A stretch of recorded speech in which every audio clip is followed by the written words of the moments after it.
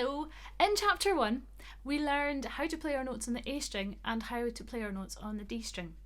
In chapter 2, we're going to put them together, and I'm going to show you how to do that, how to start off with that right now. So let's go over what we've learned first of all. So we've got our notes on the D string, where we start in our open D and we play each note on our D string 4 times. So let's do that together first of all, starting on our open D. Ready? Go!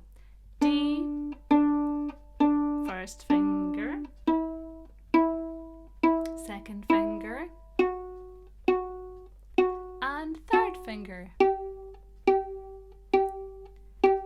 Excellent. So if we can do that on the D string, we're going to do exactly the same thing now, but on our A string.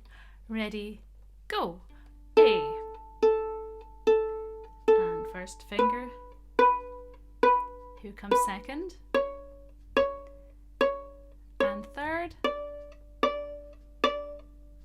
Good. So what we're going to do is we're going to do that all in a row now. So the D string notes and then the A string notes. Ready, go. D. First finger, second finger, third. Now up onto our A string. First finger,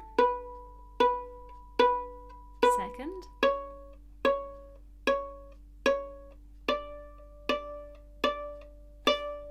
well done. Excellent. So what we've done now is we've turned that into a scale. If I play those notes just once each instead of 4 times, it sounds like this.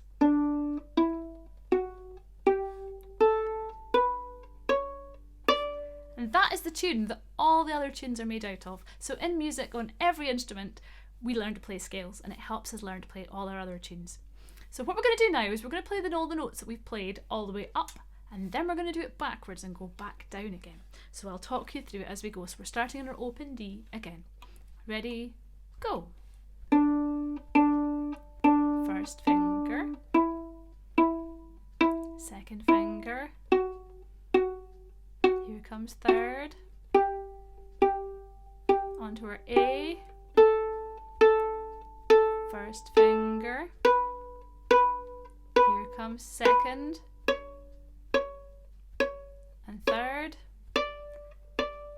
Now we're going back to our second finger in the A string. Here comes first. Here comes open A. Now I'm just going to pause for a second because this is tricky the first time we do it. We need to get all our 3 fingers ready on our D string so we can play our third finger. Let's do that now. Ready, go.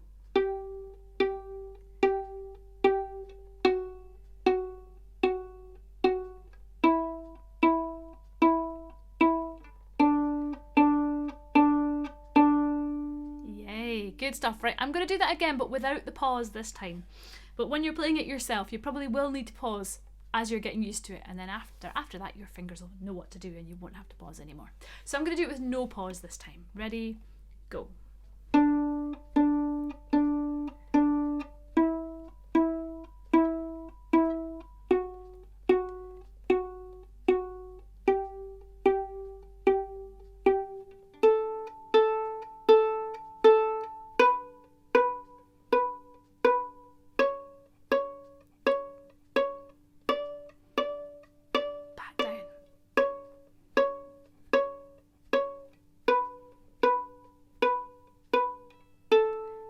Comes that third finger and go,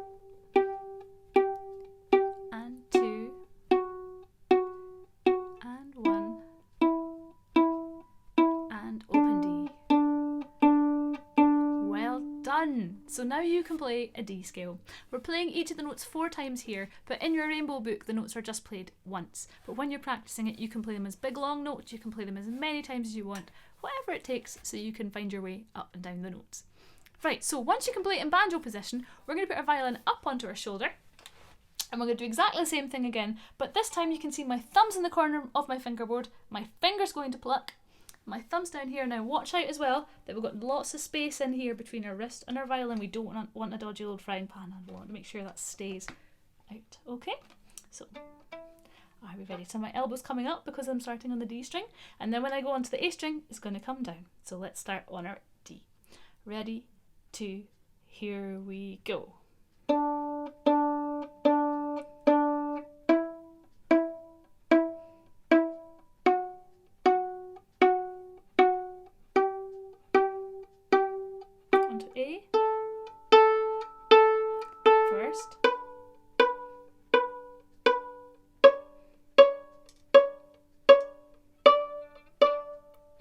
to second.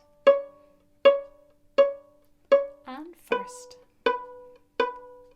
Open A. Here comes that third finger. And go. Good. 2. And 1. Open D. And you're done. Okay, right. Before we go, what I'm going to do is I'm going to play it again, just with each note one time, just so you can hear how it sounds. You don't need to do it this way straight away, but it's just quite nice to hear it that way, even if we're not playing it that way yet. So here we go. Ready, and D.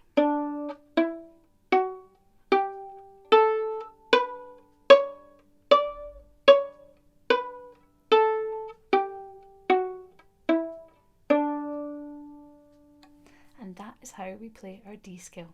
Have fun with that at home. See you next time. Bye!